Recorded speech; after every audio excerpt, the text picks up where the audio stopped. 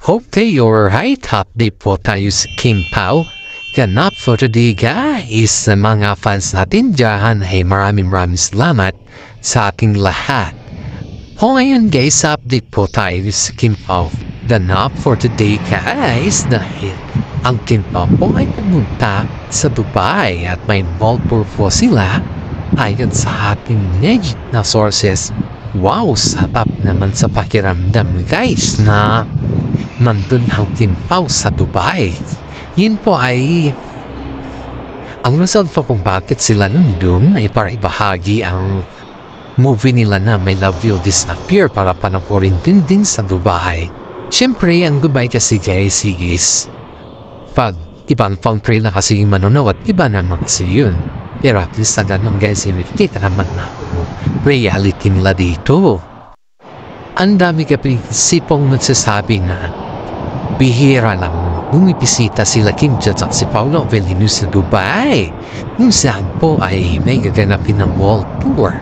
Tingin lang po yan para yun so po yung pelikula nila My Love Will Disappear guys. Sa ngayon guys ha, ang daming nagsasabi kung bakit hindi daw kasama ni Paolo Avellino ang nanay niya. Kasi nga po, request kasi ng kanyang nanay ay sumama din.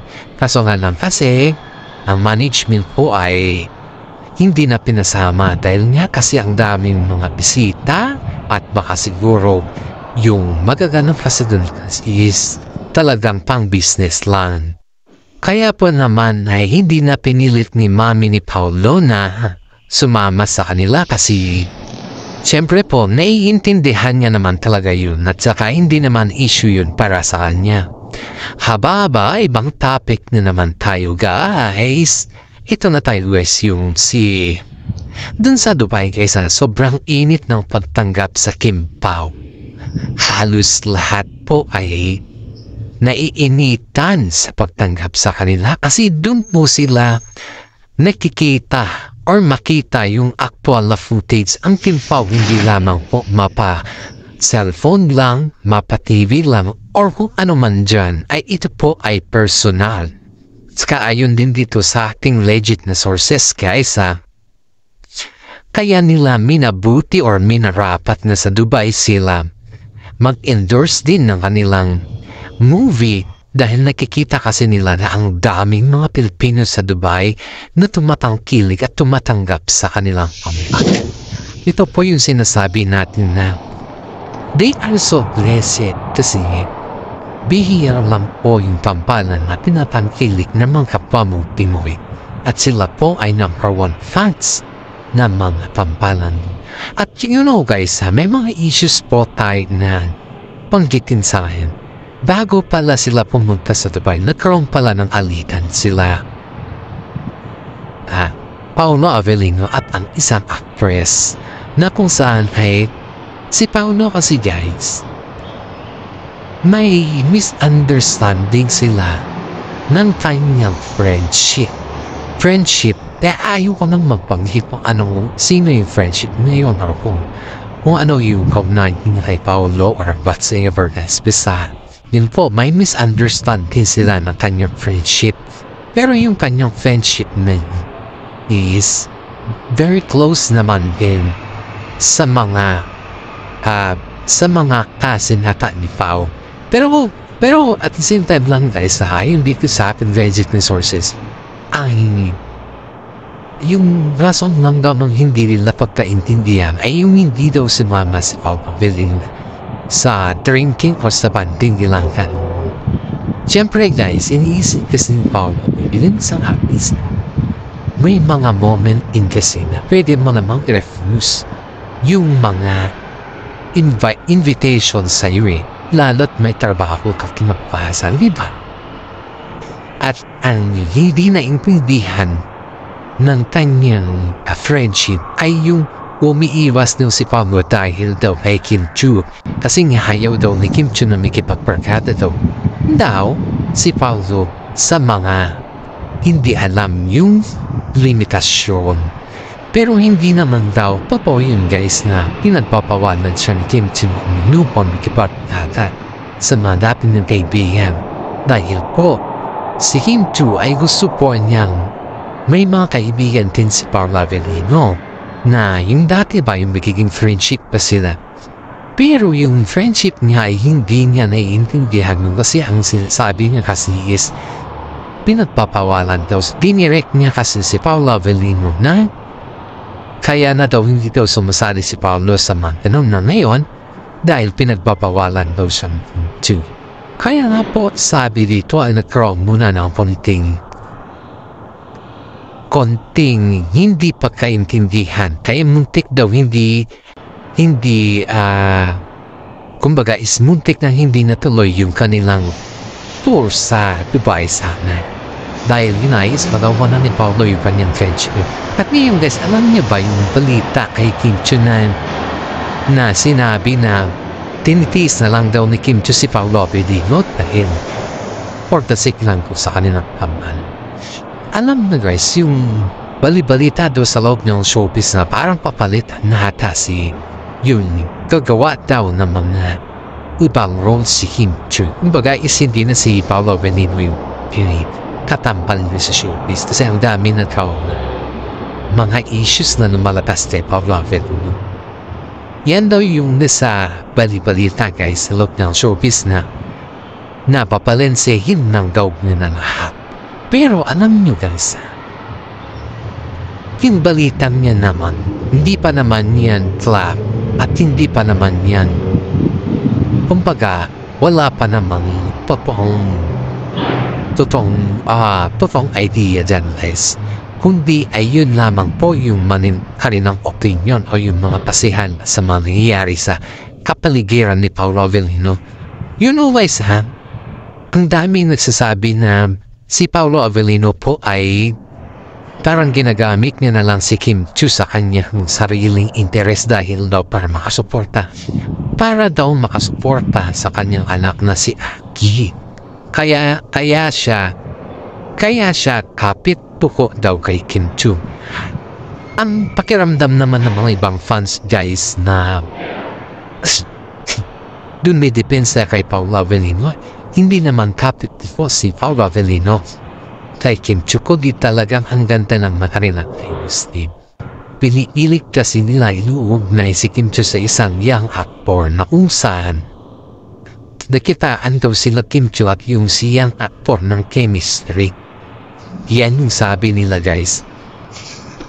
Ang tanong ng mga netizen, paano naman yung chemistry nila Paolo Avellino at sa kasama Paolo Avellino at saka si Kim Chu kung yung siyang aktor ang dinibigin ng mga ayaw sa Kim Chu pangpata. Sige daw guys, spotted daw kasi si Kim Chu na may kausap na yung aktor. Yung aktor na yung guys is bagong palapas na tata sa bagong likha lang na artista. Siguro nagkiusap yung mga aktor na kung ano yung mga technique pabagong technique kay Kim Chu dahil si Kim Chu po ay talagang alam naman din na 100% na siya na alam niya na talakalan ng showbiz. Kaya nga po sinabi ni Kim Chu dun na wala naman daw na mapakita sa kanila na young actor. Dahil ang young actor po ay nagtanong lang about kay Kim Chu kung ano yung mga pwede niyang gawin, pwede niyang pabuhin, or ano yung mga technique ba sa paano umarte. Siguro, ganun siguro yung mga tipong tanaw niya kay Kim Chu. Kasi nga po, si Kim Chu naman ay isa sa mga artista na napaka-approachable niya guys. Marami dito mga netizen mo nagsasabi na si Kim Chu ay kapag kinausap mo yan, hindi yan namimili ng tao nakakausapin. Ikaw ay bigyan niya talaga ng mga karapatan na kausapin rin niya bilang isang tao at hindi bilang isang artista. Ganun po kasi yung sistema ni Kim Chu guys. At bihira lang po yung artista na nagsasabi na ano yung mga sistema or ano yung mga skills o kailangan papunayan sa inyong sarili. Si Kim Chu guys, pag iyan po ay base sa ating observasyon. Si Kim Chu po ay very approachable na tao yan sa loob ng showbiz. Kaya nga po ang dami niya naging kaibigan. Hindi lamang din po yan ay ang dami din pong mga artista na lumalapit sa kanya dahil sa kanyang ugali na napakaganda, napakapait.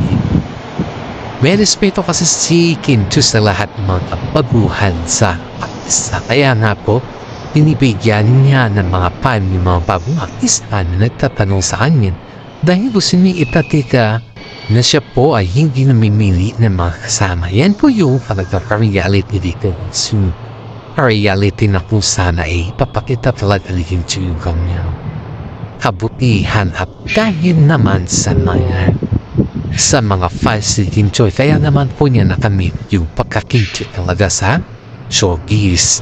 At dito po guys, na-appreciate po ng young actor ang mga idea at advices ni Kim Chiu sa kanya dahil si Kim Chiu lang daw po yung pwede niyang lapitan sa mga artista. Dahil si Kim Chiu po ay kahit anong ipatungo sa kanya yan, nandyan pa rin siya sumusuporta lalo't pag ikaw ay baguhan. Kaya nga po ang sabi ng management ni Kim Chiu, ipagpatuloy lang ni Kim Chiu ang pagturo sa mga baguhan dahil ganyan din po siya noon at dyan din po siya nag-start.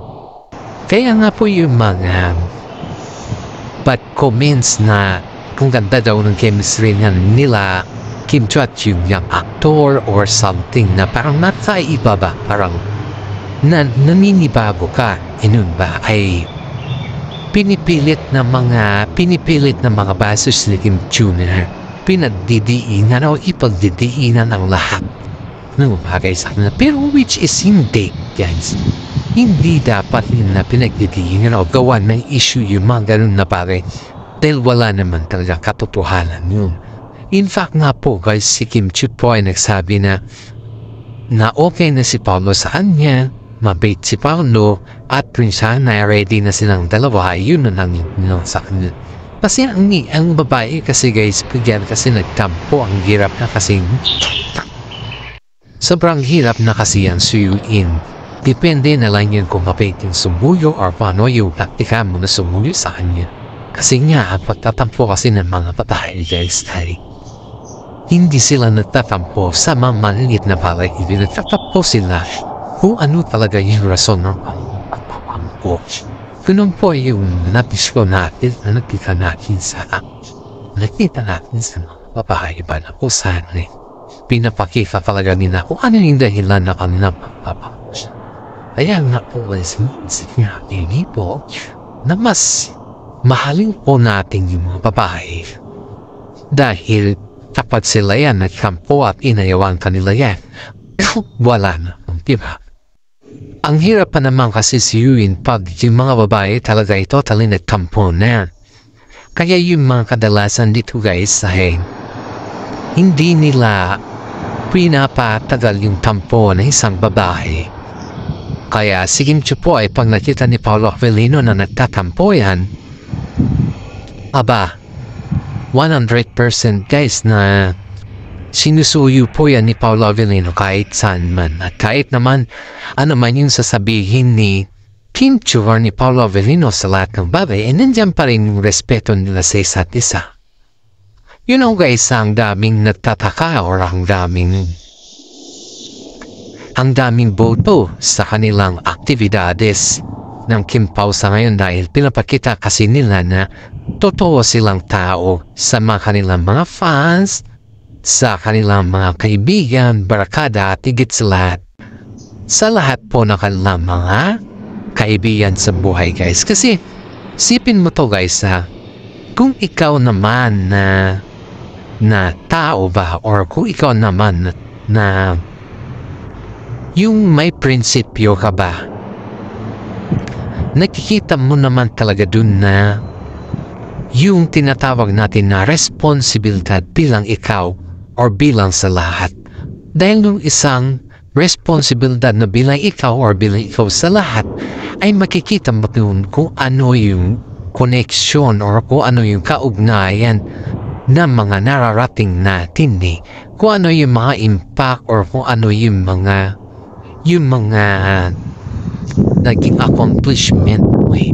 At kung ano na yung tagumpay sa buhay, ay iyon po yung ina-appreciate natin at iyon din po ay binibigyan natin ng proud na salita. Kaya si Paolo Avellino at saka si Kim Chiu-hee, nakikita natin na ang layo na po ng kanilang narating sa buhay. Tayo lahat po na mga yan guys, sa atin po yan ang galing at inaghirapan din po nila yan. Hindi lamang po kundi bilang isang artista, kundi bilang isang tagapagmahal na fans natin or nila. Yan po yung mga bagay-bagay na hindi naman nila kayang bayaran sa atin yung ating sinuntang. Kaya marami din dito ang nagsasabi na napakaswerte ni Paolo Avellino kay Kim Chiu dahil nakikita niya talaga yung totoong kadahilanan o yung totoong pagmamahal sa kanilang buhay. Yan po yung tinatawag natin na swerte sila dahil minahal at tinanggap din sila ng mga fans nila. Kaya nga po guys, ang daming nagmamahal sa pinto sa ngayon dahil pinapakita din nila kung ano at sino sila. At ayon din dito sa ating legit na sources, ang Kim Pao daw ang #1 fans ng mga nasa ibang bansa. Ito na naman tayo guys, may bagong movie na naman ang Kim Pao na niluluto after this yung palabas silang My Love Will Disappear. Siguro guys ito yung masasabi ko sa ngayon dahil hindi pa naman natin perfect na or hindi pa natin approved to, pero ito yung plano sa loob ng showbiz sa kanila. Ayon dito sa ating kaibigan na management na malapit sa kanila ay parang gaganapin ata yung kanilang bagong show sa Amerika na kung saan ay naghahanap pa lang sila ng location kung saan nila gaganapin dahil nga daw mas pambor daw si kila Kim Chiu at saka si Paolo Avellino pag yung movie ay gaganapin ata sa ibang bansa dahil gusto rin daw nilang may experience ba or gusto nilang maging maganda din yung output pag sa ibang bansa daw nila gaganapin guys. At higit sa lahat guys parang gusto din nilang patunayan sa kanilang sarili na mas maganda pa rin pag doon nila gaganapin sa ibang bansa kesa daw sa Pilipinas. Hindi naman sa yung pangit sa Pilipinas, pero mas pabor kasi sa kanila kung sa ibang bansa daw nila gaganapin, and at the same time mas maganda rin daw dun para makapasyal din daw yung mga ibang staff nila. At iyan po yung napapamayan natin dito guys na sobrang galante, or hindi naman sa masyadong sobrang galante, pero talagang 100% na-appreciate kasi ng mga fans ng Kim Pao ang kanilang mga movie guys. Kaya siyempre pag ikaw naman yung management o yung manager ng mga bagong tambalan na sikat, ay siyempre iikwan mo naman sila, bigyan ng malaking tsansa na sa ibang bansa din nila gaganapin na kung saan ay mas marami din sila ma-experience. Guys, alam mo kasi bilang isang taga-sunyip sa kanila or bilang isang supporters nila, kapag maganda kasi din yung impact ng movie ay yung management ning bahala sa lahat dyan guys. Hindi lamang po bilang isang management nila ay kundi bilang isang tao din na pagsubay-tabay sa kanilang movie guys. At yung management po nila ay dyan po nila nakikita na kung ano yung kadahilanan talaga ng kanilang pagtaas ng rating. Ang taas-taas ng ratings ng mga taas-taas ng rating nga kung ano yun guys, mga Kim Pao tambalan dahil sa gawa ng Kim Pao. Dahil din sa kanilang mga fans, sobrang taas yung mga kanilang ratings guys. At dito din natin mapagtanto na halos yung mga ratings na pinataas ng mga fans ay dahil din po yan sa kanilang mga experience or dahil din po yan sa kanilang mga pinapakita sa show. At hanggang dito na lang po yung ating updates.